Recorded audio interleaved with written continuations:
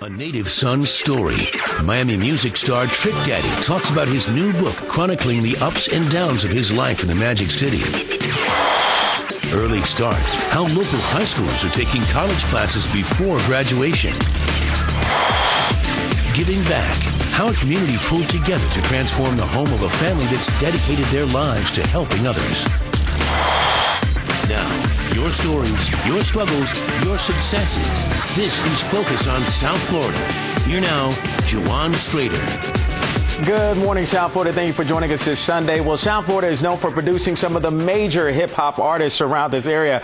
Pitbull, Flo Rida, and DJ Khaled, just to name a few. But before those artists, they were, Uncle Luke and Trick Daddy. They dominated the airwaves. And Trick Daddy now has a new album coming out and a book based on his life overcoming the streets to make it as an artist. Well, Trick was supposed to be here with us, but he is battling lupus, basically an autoimmune disease that he wants to bring a lot of attention to. We're going to talk a little bit more about that. But we have the author of his book, former Miami Herald reporter Peter Bailey, joining me now to talk a little bit more about Trick Daddy's book. Good morning, Peter. Good morning. All right, man. Good to have you. Good to have you. Also a friend of mine as well, so I'm not ashamed to say that.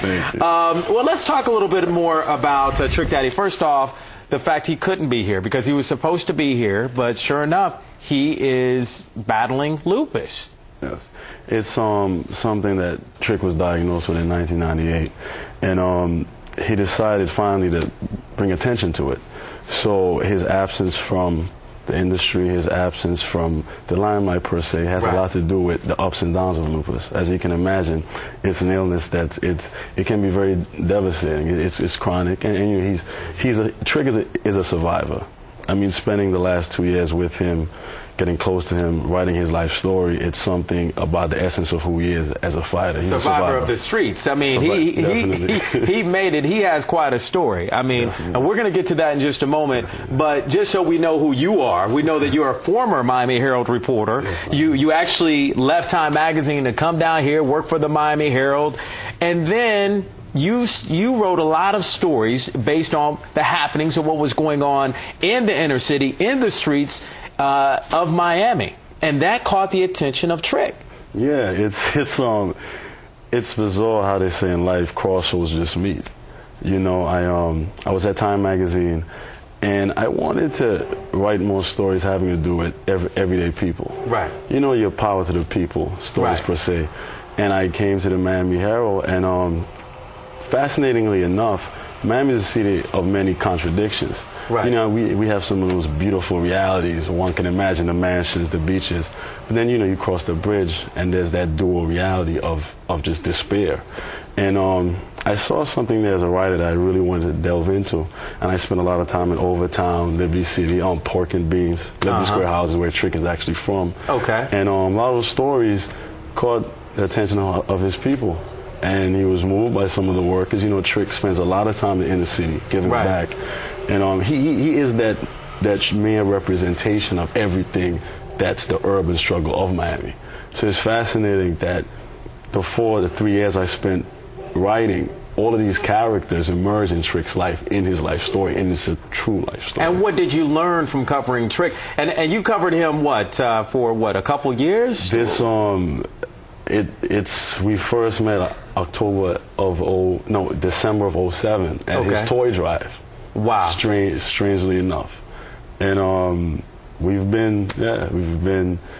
it's as a writer, you are given this special pass into someone's reality. You're given this special invitation into someone's life that the average person wouldn't per se get, so their guards are let down. And I got to know the soul of who Trick is beyond the stereotypes, and which is a very powerful, very caring person. And this is a person, though, that had a lot of struggles as a teenager. At the age of 14, at the age of 14, in the juvenile system, he was placed in the prison system. Yeah. At the age of 14, he was tried as an adult. So I mean, I would make an argument to say, being of the hip hop generation, that Trick Daddy is probably the most authentic hip hop star there is. When coming to life imitating art, right? But his art is his life. So yeah, it's been, and what's unique and very humbling about him is that his reality is the reality of a lot of young men that grew up in that generation in Miami, in Overtown, in Opelika, in Goulds. And Lupus, let's go ahead and get to Lupus here for a minute here. Lupus, he kept that kind of on the low. He didn't make that public that he had lupus, did he? No. I mean, he giving the idea of hip-hop, it's bravado. You know, like lupus affects, is a disease that primarily affects women. And strangely enough, lupus has made, I mean, Trick has made teenage women, black women especially, his own passion and seeing their elevation. One thing a lot of people don't know about Trick Daddy is that he's very, very compassionate about single moms.